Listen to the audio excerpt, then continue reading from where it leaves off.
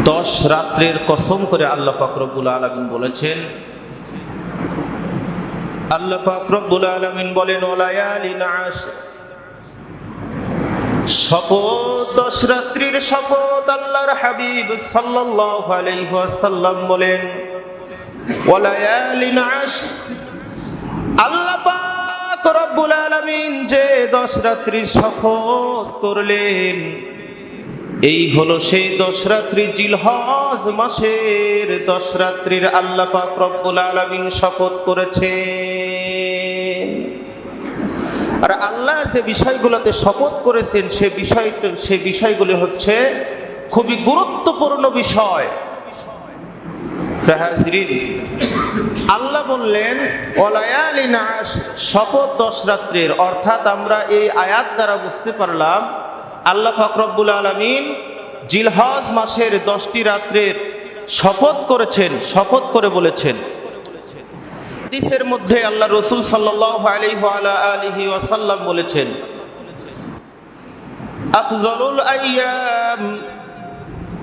আফযালুল আইয়াম আইয়ামুল আশর। আল্লাহ রাসূল সাল্লাল্লাহু আলাইহি ওয়াসাল্লাম বলেন আফযালুল আইয়াম আইয়ামুল আশর। নবী সাল্লাল্লাহু আলাইহি ওয়াসাল্লাম বলেন দুনিয়াতে সবচাইতে শ্রেষ্ঠ দিন হলো জিলহজ মাসের 10 দিন। সুবহানাল্লাহ। আল্লাহ রাসূল বললেন আফযালুল আইয়াম আইয়ামুল আশর, দুনিয়াতে শ্রেষ্ঠ দিন হচ্ছে 10টা, সে 10টি দিন হচ্ছে জিলহজ মাসের 10টি দিন। আল্লাহ বললেন ওয়ালায়ালিন আশর, শ্রেষ্ঠ রাত হচ্ছে, সম্মানিত রাত হচ্ছে, শ্রেষ্ঠ রাত হচ্ছে জিলহজ মাসের 10 রাত। আর আল্লাহর হাবিব সাল্লাল্লাহু আলাইহি ওয়াসাল্লাম বললেন দুনিয়াতে শ্রেষ্ঠ দিন হচ্ছে জিলহজ মাসের 10টা দিন। আমরা কোরআনের আয়াত এবং হাদিস থেকে এই কথাটা আমরা ক্লিয়ার হয়ে গেলাম যে জিলহজ মাসের 10 রাত এবং 10 দিন এটা হচ্ছে শ্রেষ্ঠ রাত এবং শ্রেষ্ঠ দিন, শ্রেষ্ঠ উত্তম রাত এবং উত্তম দিন। আমরা কোরআন থেকে এবং হাদিস থেকে বুঝতে পারলাম যে জিলহজ মাসের দিন এবং রাত এইগুলো হচ্ছে শ্রেষ্ঠ। সুবহানাল্লাহ। জিলহজ মাসের আমল কি? জিলহজ মাস এই যে শ্রেষ্ঠ হলো, রাত 10টা রাত শ্রেষ্ঠ হলো, 10টা দিন শ্রেষ্ঠ হলো, আল্লাহর কাছে সবচাইতে এই 10টি রাত গুরুত্বপূর্ণ, শ্রেষ্ঠ। আল্লাহর হাবিব সাল্লাল্লাহু আলাইহি ওয়াসাল্লাম বললেন এই 10টা দিন গুরুত্বপূর্ণ, শ্রেষ্ঠ। তাহলে এই শ্রেষ্ঠ দিনগুলো আমরা কি করব, কি আমল করব? আল্লাহ পাক রব্বুল আলামিন সূরা হজের 28 নম্বর আয়াতের মধ্যে বলেন ওয়ায়াযকুরুসমাল্লাহি ফি আইয়ামিন মা'লুমাত। আল্লাহ পাক রব্বুল আলামিন বলেন তারা যেন আল্লাহর নাম স্মরণ করে এই মাসে নির্দিষ্ট দিনে। সুবহানাল্লাহ। আল্লাহ বলেন তারা যেন এই 10টা রাত বা দিন তারা যেন আমল করে, আল্লাহর স্মরণ করে, তারা যেন আল্লাহর স্মরণ করে। আল্লাহ পাক রব্বুল আলামিন এই কথা বললেন তারা যেন আল্লাহর স্মরণ করে। হাজরিন, কি স্মরণ করা? আল্লাহর কি স্মরণ করা? আল্লাহর নামের জিকির করা, বেশি বেশি কি করা? জিকির করা। আমরা কি আমল করব? আবু দাউদ শরীফের বর্ণনা এসেছেন 2438 নম্বর বর্ণনাতে এসেছে, আবু দাউদে 2438 নম্বর হাদিসে এসেছেন আল্লাহ রাসূল সাল্লাল্লাহু আলাইহি ওয়াসাল্লাম বলেন আল্লাহর কাছে এই 10 দিনের চেয়ে আর কোনো ফজিলতপূর্ণ দিন আর নাই। সুবহানাল্লাহ। আল্লাহ পাক রব্বুল আলামিনের কাছে এই 10টা দিন, এই 10টা রাতের চাইতে আর ফজিলতপূর্ণ দিন রাত আল্লাহর কাছে নাই। সাহাবাই কিরামগণ আল্লাহ রাসূল সাল্লাল্লাহু আলাইহি ওয়াসাল্লামকে প্রশ্ন করলেন ইয়া রাসূলুল্লাহ ইয়া হাবিবাল্লাহ ওয়াল জিহাদ ইয়া রাসূলুল্লাহ, হে আল্লাহর রাসূল, ওয়াল জিহাদ ইয়া রাসূলুল্লাহ, জিহাদও কি এই 10টা দিন বা এই 10টা রাতের চাইতে উত্তম নয়? আল্লাহ রাসূল সাল্লাল্লাহু আলাইহি ওয়া আলা আলিহি ওয়াসাল্লাম বললেন, فقال رسول الله صلى الله عليه وعلى آله وسلم لا والجهاد في سبيل الله. আল্লাহর রাসূল সাহাবায়ে কিরামগণদেরকে বললেন, ও আমার সাহাবীরা, লা ওয়াল জিহাদু ফি সাবিলিল্লাহ, না এই 10টা দিন এই 10টা রাতের চাইতেও জিহাদ উত্তম নয়। আল্লাহর হাবিব সাল্লাল্লাহু আলাইহি ওয়া আলা আলিহি ওয়াসাল্লাম এবার সাহাবায়ে কিরামগণদেরকে বলতেছেন, ও আমার সাহাবীরা, হ্যাঁ তোমরা শুনে নাও, যদি কোনো আল্লাহর বান্দা জিহাদের ময়দানে তার জান মাল নিয়ে চলে যায়, এত পরিমাণ মাল নিয়েছে, জিহাদের ময়দানে সে মালগুলো খরচ করে চলে এসেছে, বাড়ি ফেরার সময় তার কাছে আর কোনো মাল নাই, শুনিয়া নাও আল্লাহ পাক রব্বুল আলামিনের কাছে এই 10 দিন 10 রাতের চাইতেও তার এই জিহাদ উত্তম। সুবহানাল্লাহ। আপনারা একটু সুবহানাল্লাহ আলহামদুলিল্লাহ বললেন, শুধু ঘুমায়েন না।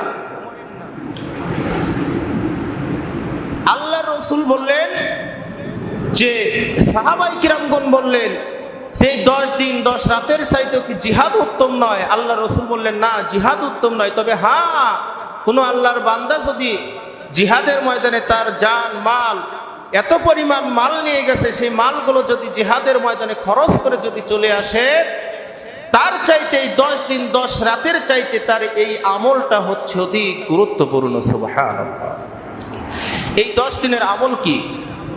এই 10 দিনের আমল হচ্ছে, আপনারা সকলে বলেন, লা ইলাহা ইল্লাল্লাহ, আল্লাহর জিকির করা, আল্লাহু আকবার, আলহামদুলিল্লাহ।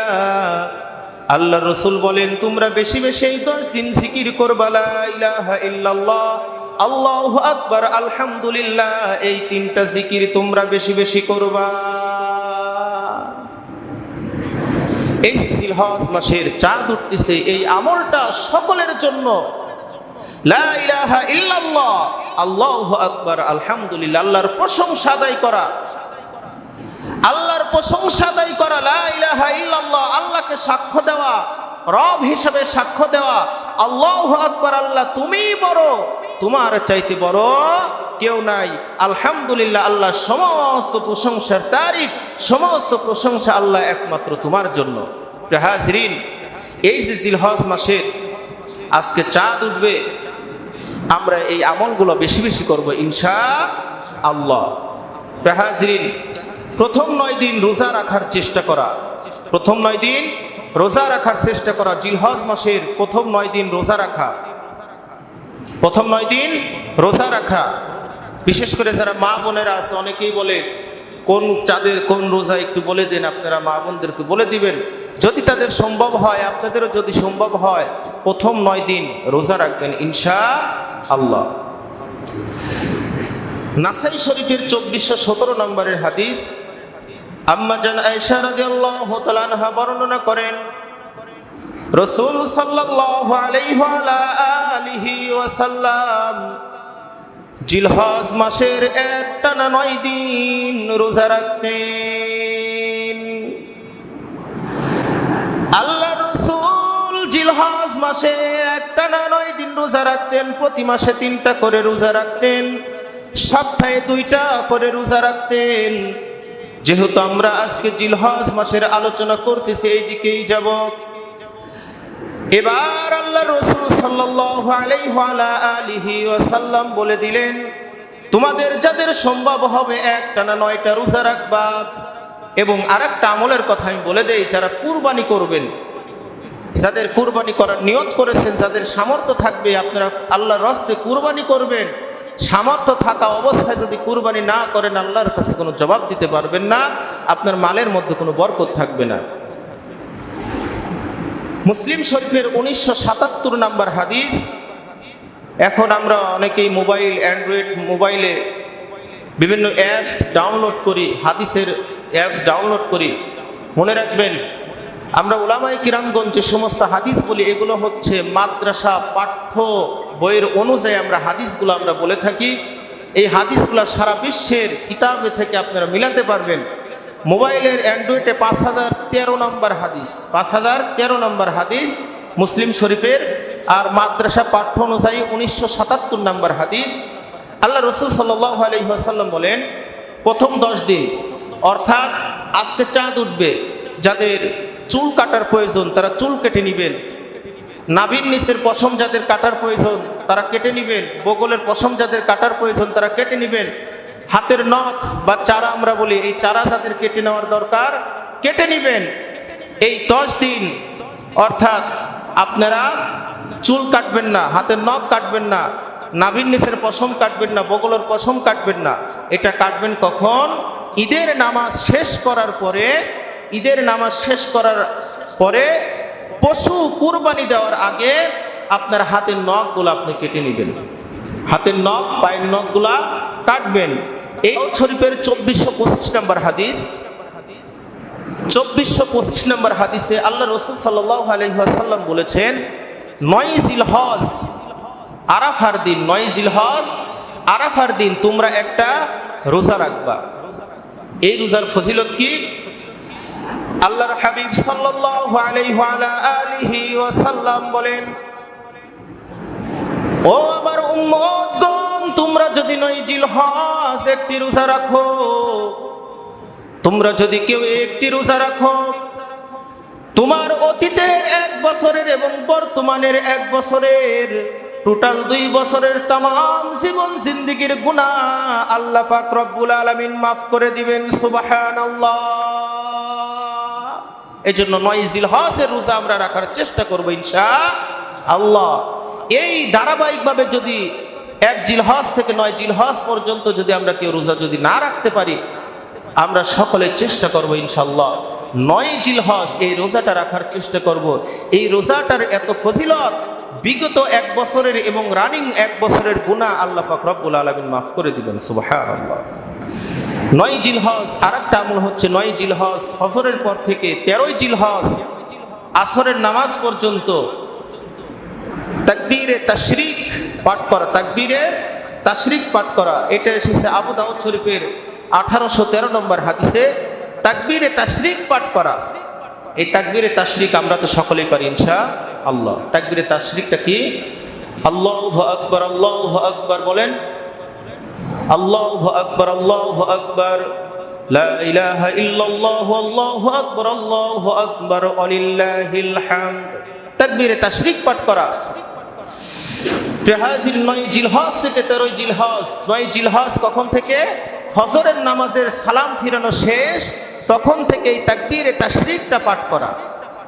এবং 13 জিলহজ আসরের নামাজের সালাম ফিরানো শেষ, এই তাকবীরে তাশরিক পাঠ করে, এই তাকবীরে তাশরিক পাঠ করা সমাপ্ত করে দেওয়া। প্রত্যেক ফরজ নামাজের পরে এই তাকবীরে তাশরিক পাঠ করা। যারা পুরুষগণ আছেন তারা উচ্চ আওয়াজে পড়বেন, আর যারা মা বোনেরা আছে তারা নিম্ন আওয়াজে এই তাকবীরে তাশরিক পাঠ করা। তাকবীরে তাশরিক কয়বার পাঠ করা?